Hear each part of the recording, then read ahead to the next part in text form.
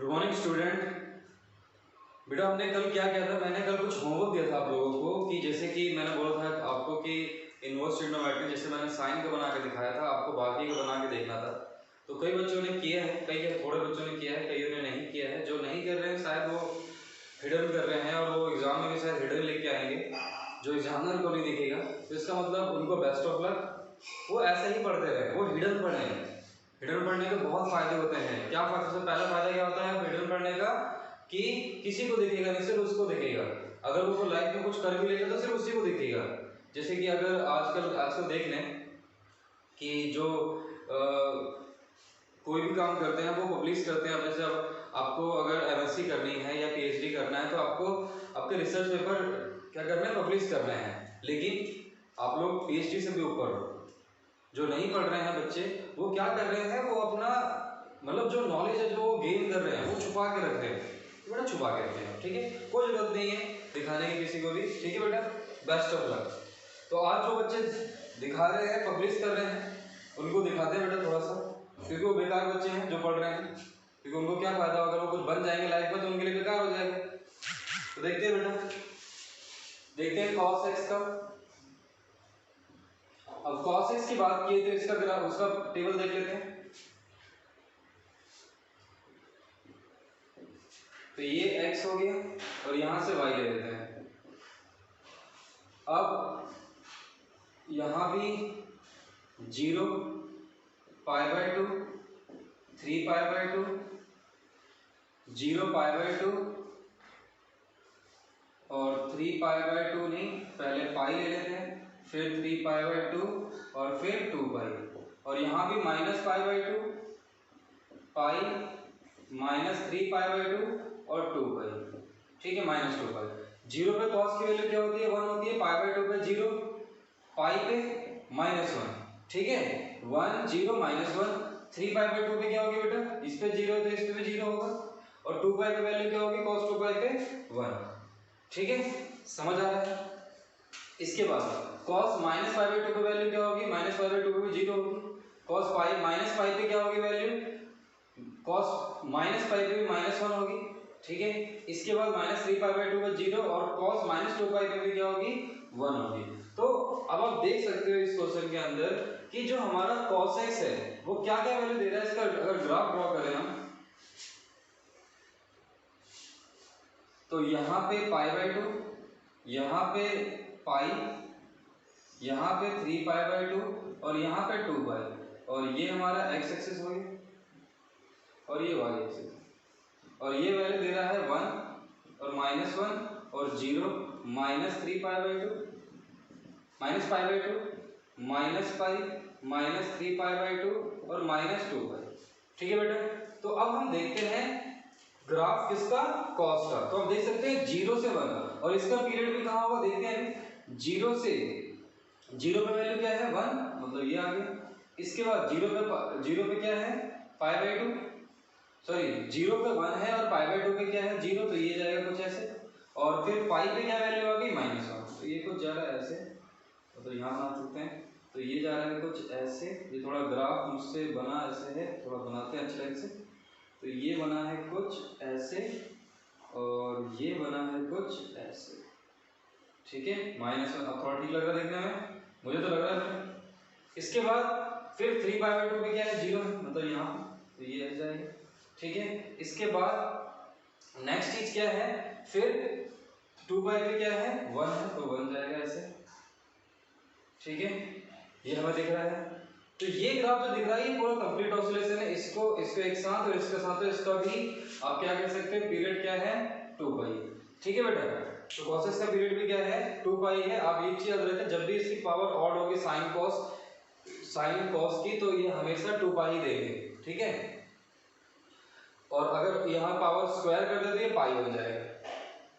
तो बात करेंगे पीरियड की भी, तो अभी देखते हैं ये जो चीज हमें जो डोमेन और रेंज निकालना है, इसका cos इनवर्स x का ग्राफ निकालना है।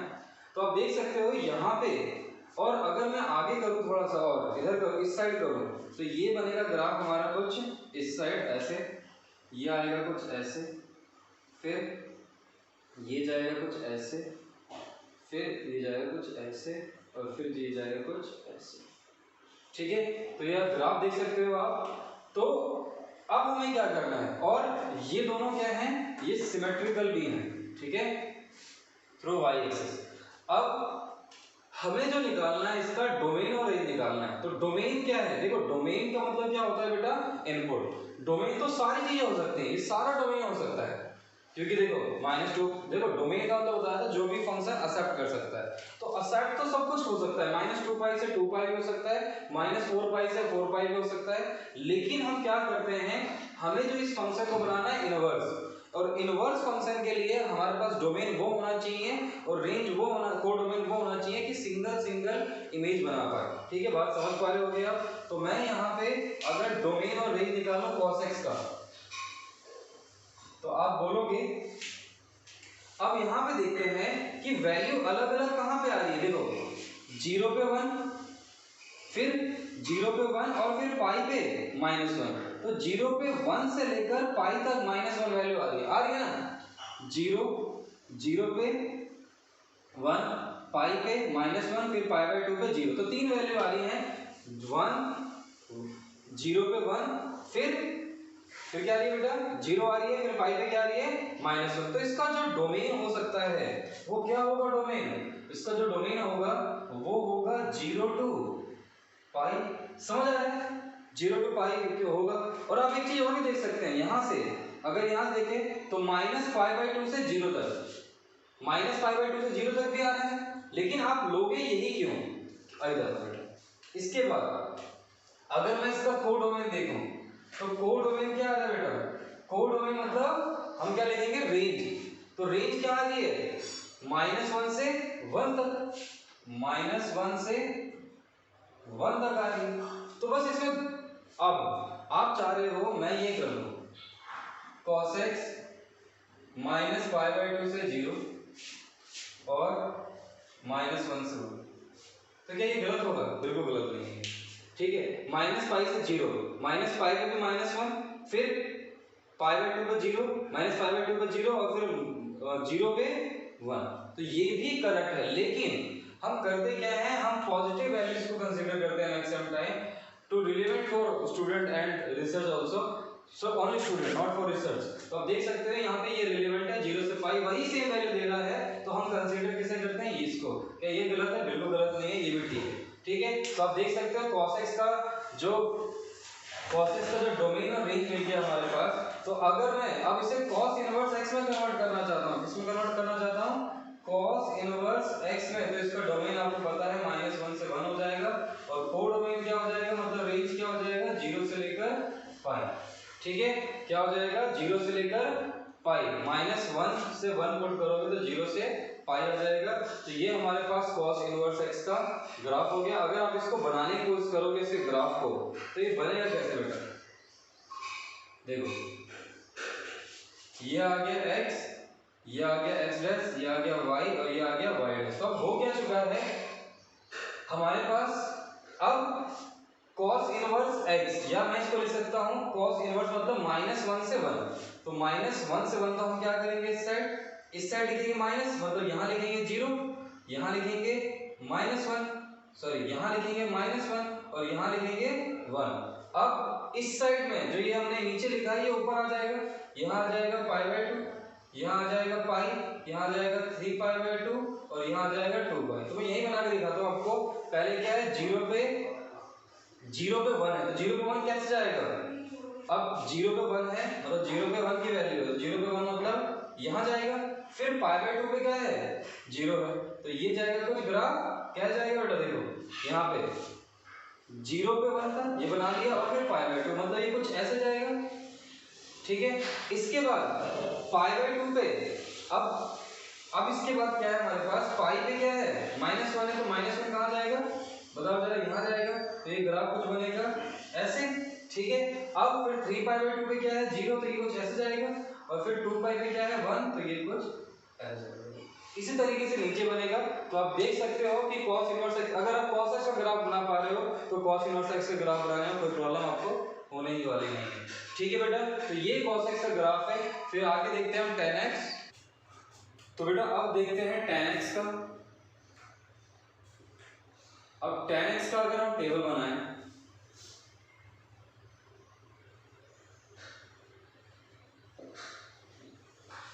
0 π/2 पाई 3 π/2 और 2 पाई, ठीक है, -π/2 -पाई -3 π/2 और -2 पाई। तो हमें पता है tan x की वैल्यू 0 पे क्या होती है बेटा, 0 होती है, π/2 पे क्या होती है, नॉट डिफाइंड मतलब इन्फिनिटी होती है। फिर अगर tan 0 मतलब इससे पहले इसमें और भी इंक्लूड करना पड़ेगा, इससे काम नहीं चलेगा इसका, क्योंकि ये tan x है तो इसमें हमें ज़्यादा दूर जाने की जरूरत नहीं है। हमें क्या करना पड़ेगा,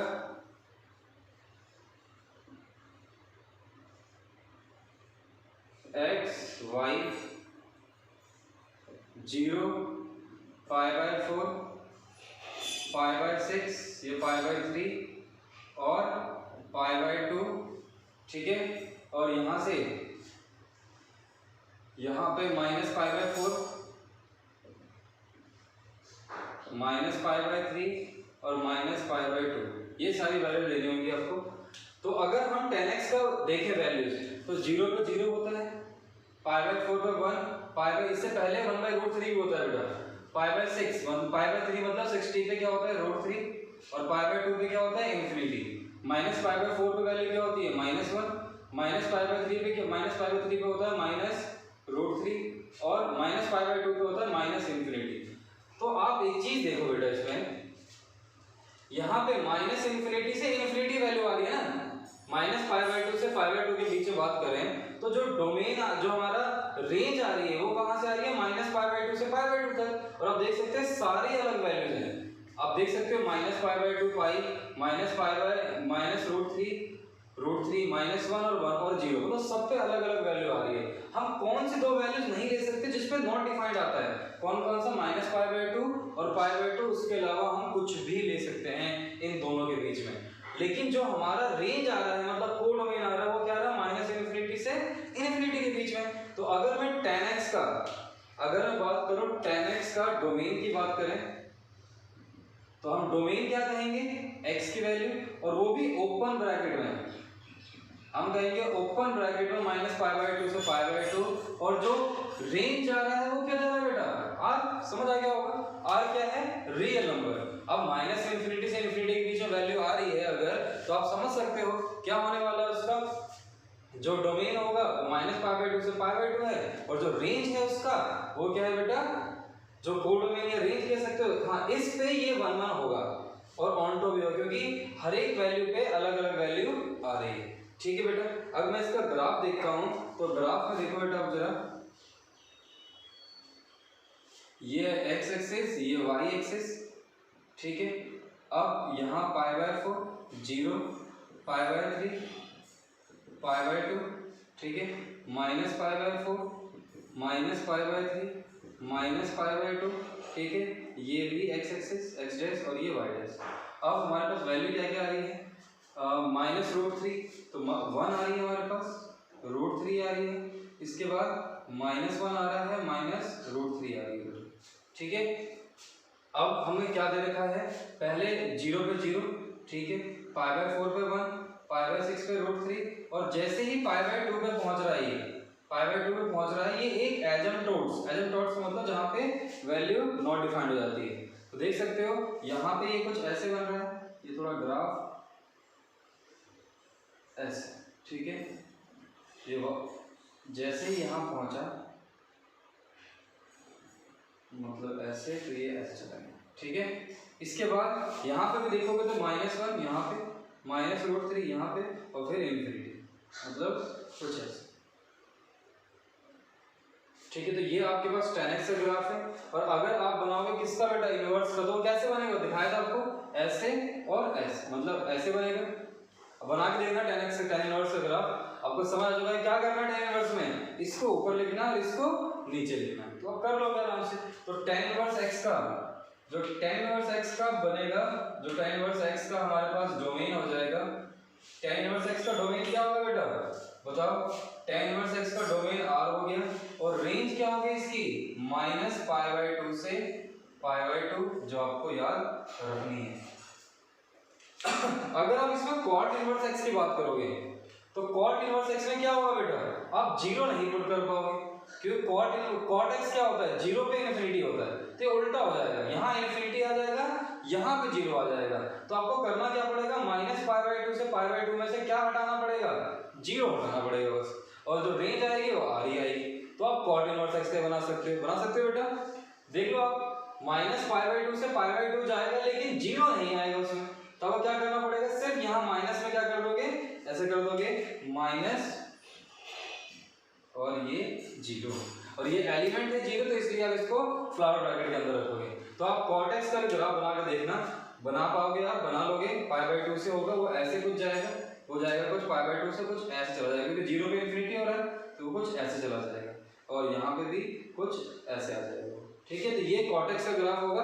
तो कॉट इनवर्स एक्स का ग्राफ बना के देखना बेटा, क्योंकि प्रैक्टिस मैं सारी चीज आपके सामने करा दूंगा तो मजा ही नहीं आएगा कुछ भी। तो अब हम करते हैं एक सीकेंड इनवर्स एक्स का और कोसेकेंड इनवर्स एक्स का ट्राई करो। तो बेटा अब देखते हैं सीकेंड एक्स का। आपको पता है सीकेंड एक्स जो होता है वो क्या होता है बेटा, 1 बाई कॉस एक्स। तो हमने कॉस एक्स का कल देखा था, डोमेन क्या था बताओ बेटा, जीरो से आज ही देखा था। और इसके बाद जो इसका रेंज होता है वो क्या होता है, -1 से 1 के बीच। ठीक है बेटा, अब देखते हैं हम सीकेंड एक्स का। तो हम पहले बनाते हैं इसका टेबल।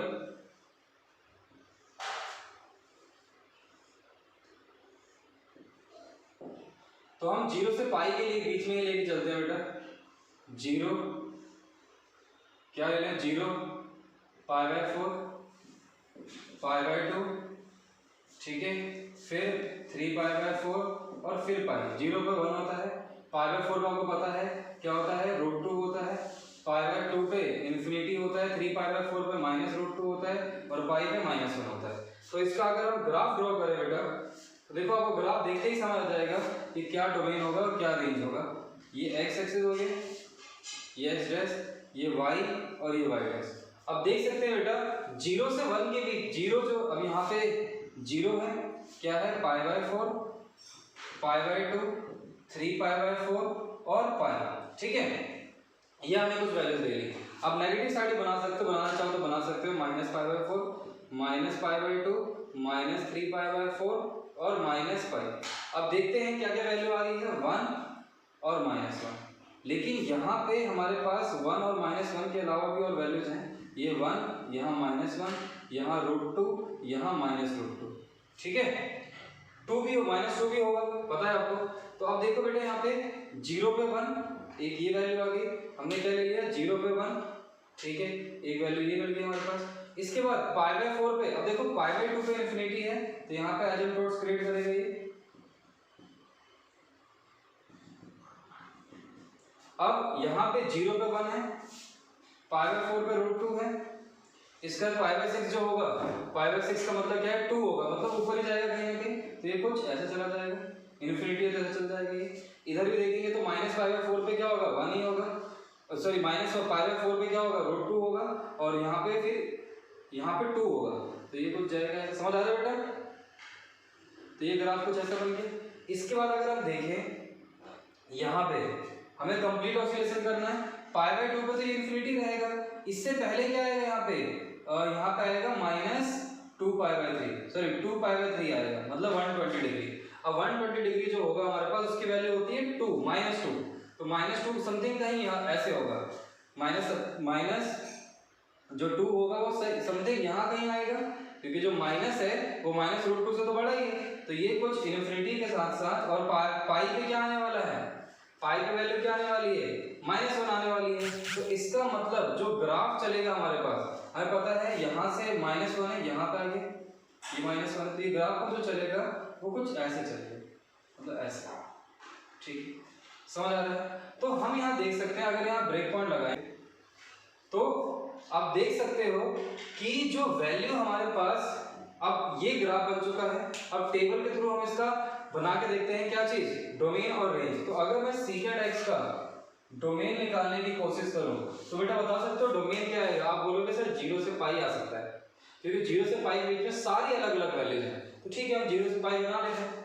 लेकिन प्रॉब्लम आएगी सिर्फ एक चीज की, और वो है किसकी, -पाई/2 के, क्योंकि -पाई/2 है जो इन्फिनिटी क्रिएट कर रहा है, तो हम यहाँ लगा देंगे -पाई/2। ठीक है, ये हो गया डोमेन।